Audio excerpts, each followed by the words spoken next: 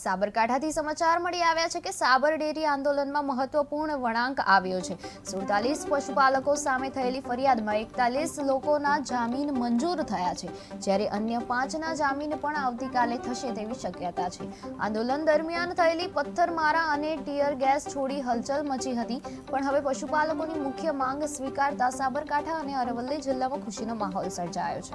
પશુપાલકોના સૌથી મોટા આંદોલને અંતે લાવેલી સહમતિને મહત્વપૂર્ણ માનવામાં આવી રહી છે।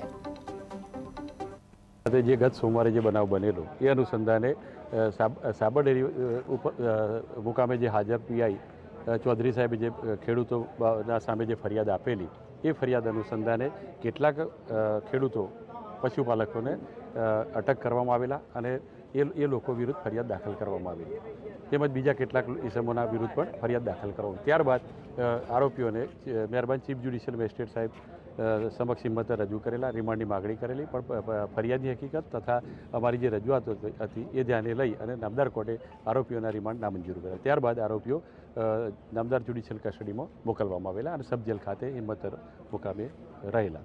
ત્યારબાદ આરોપીઓએ આ બાબતે જામીન મુક્ત થવા માટેની જામીન અરજી સેશન્સ કોર્ટ હિંમતનગર ખાતે દાખલ કરેલી અને ત્યારબાદ જુદા જુદા વકીલ મિત્રો મારફતે દાખલ થયેલી અને તેનું હિયરિંગ કરવામાં આવેલું અને બધા વતી હિયરિંગ મેં પોતે કરેલું અને બધાની રજૂઆત એવી હતી કે એક હિયરિંગ થાય તો એક સૂત્રતા જળવાય। એના અનુસંધાને શનિવારે 19 તારીખે હિયરિંગ થયેલું અને ત્યારબાદ નામદાર કોર્ટે આજ રોજ 21 તારીખના રોજ સોમવારે અરજદાર આરોપીઓના જામીન મંજૂર કરેલા છે અને દરેક અરજદારે 15,000 રૂપિયાના જામીન આપીથી જામીન મુક્ત કરવાનો હુકમ કરેલો છે। કેટલા પશુપાલકો? 41 પશુપાલકોની જામીન અરજી મંજૂર થયેલી છે અને બાકીના જે 6 પશુપાલકો છે એમની જામીન અરજીનું હિયરિંગ આવતીકાલ રાખેલ છે। એમને પણ જામીન મુક્ત થવાની સંભાવનાની તકો આ અરજી મંજૂર થયેલી ઉજળી તકો રહેલી છે। જૂની જે આઈપીસીની કલમ 307 હતી એને બીએનએસની જે નવો એક્ટ આવ્યો એમાં 109ની કલમ દાખલ થયેલી છે। 109 એટલે કે જે ખૂન કરવાની કોશિશની જે કલમ હતી એ કલમનું એ નવું સ્વરૂપ છે।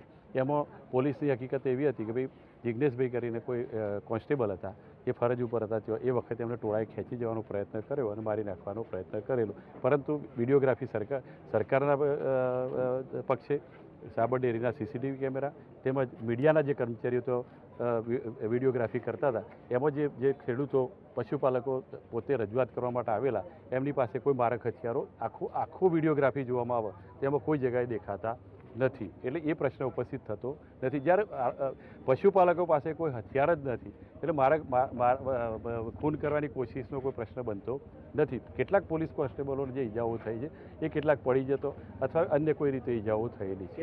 લગભગ 5 થી 7 વકીલ મિત્રો એ દાખલ કરેલી અને નામદાર કોર્ટે આજ રોજ જામીન ઉપર મુક્ત કરવા માટેનો હુકમ કરેલો। એમાં કેટલીક શરતો મૂકેલી છે, કોઈ ફરિયાદ પક્ષના કોઈ સાહેદોને ધાકધમકી આપવી નહીં, ગુજરાત રાજ્યની હદ છોડવી હોય તો પૂર્વ પરવાનગી કોર્ટની લેવી, તેમજ કોઈ સરનામું ફેરફાર થાય અથવા પાસપોર્ટ ધરાવતા હોય તો નામદાર કોર્ટને જાણ કરવી, ન હોય તો એ બાબતોની એફિડેવિટ આપવી।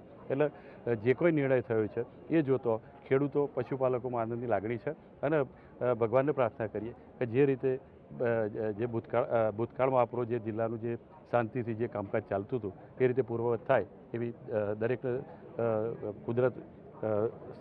કુદરત એમને દરેકને એ બાબતેની શક્તિ આપે એવી પ્રાર્થના કરીએ।